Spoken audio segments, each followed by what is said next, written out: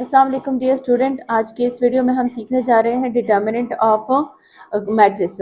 ये हमारे पास मुख्तलिफ़ किस्म के जहाँ पे मैट्रिसेस हम पढ़ते हैं वहाँ पे हमारे पास यूज़ होता है ये टॉपिक।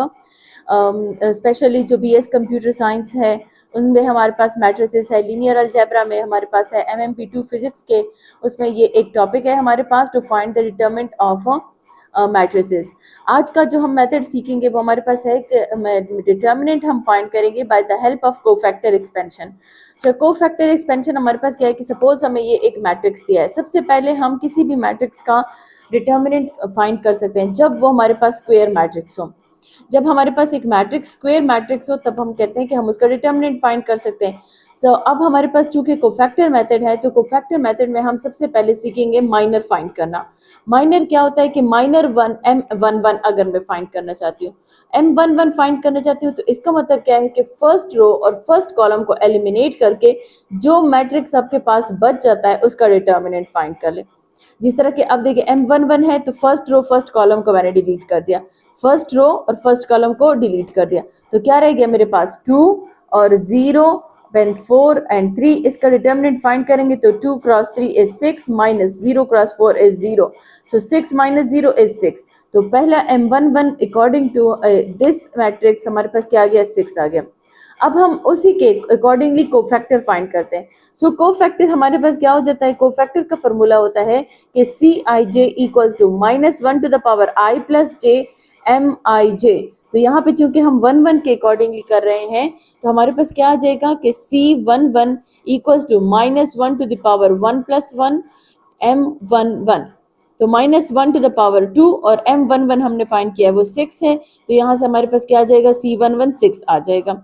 अब देखें जरा, हम लोग C12 फाइंड कर रहे हैं, C12 फाइंड कर रहे हैं तो हमारे पास क्या बन जाएगा, -1 to the power 1 plus 2 into M12। अब हमारे पास -1 टू द पावर 3 M12 करेंगे तो इसका मतलब क्या है कि first row second column delete कर दें।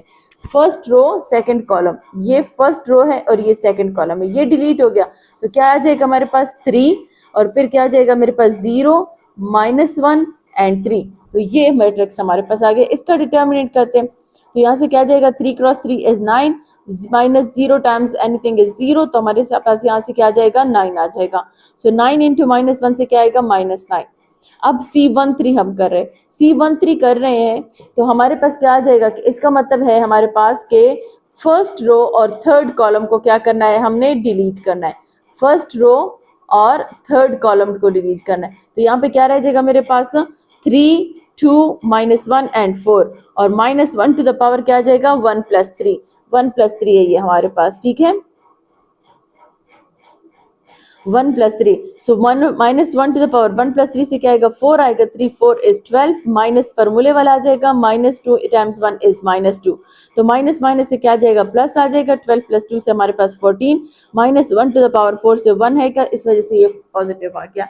अब हम चूंकि डिटर्मिनेंट फाइंड करना चाहते हैं बाय कोफैक्टर मेथड, तो वो हमारे पास क्या होगा कि ए डिटर्मिनेंट इक्वल होता है किसके, A11 small A11। Small A11 कौन है, हमारे पास ये है A11, हमारे पास स्मॉल A11 हमारे पास कौन है, ये फर्स्ट एलिमेंट, वो एलिमेंट जो कि फर्स्ट रो फर्स्ट कॉलम में है वो कौन है, 1 है, तो यहाँ पे A11 हमारे पास क्या आ गया, 1 आ गया। इसके बाद हमारे पास क्या है, C11 हमने फाइंड किया, वो हमारे पास क्या है, 6 है, तो हम लोगों ने यहाँ पे 6 लगा लिया। फिर प्लस A12 मेरे पास क्या है, 4 था यहाँ पे, तो 4 आ गया। और C12 हम लोगों ने फाइंड किया वो क्या है, -9, तो यहाँ पे आ जाएगा। फिर A13 प्लस A13 कौन है, 2 है यहाँ पे, जो कि फर्स्ट और थर्ड कॉलम का एलिमेंट है, तो वो हमारे पास क्या है, यहाँ पे ये 2 है, तो 2 आ गया। C13 हमारे पास क्या है, 14 है। अब 1 टाइम 6 से क्या आ जाएगा, हमारे पास 6 आ जाएगा। 4 टाइम 9 से क्या आ जाएगा, -36 आ जाएगा। 2 टाइम्स 14 से क्या आ जाएगा, 28 आ जाएगा। 28 प्लस 6 से 34 आता है, तो प्लस 34 -36 से क्या आ जाएगा आपके पास, -2। तो ये हमारे पास डिटर्मिनेंट है इस मैट्रिक्स का, जो कि हमने बाय कोफैक्टर एक्सपेंशन मेथड से फाइंड कर दिया।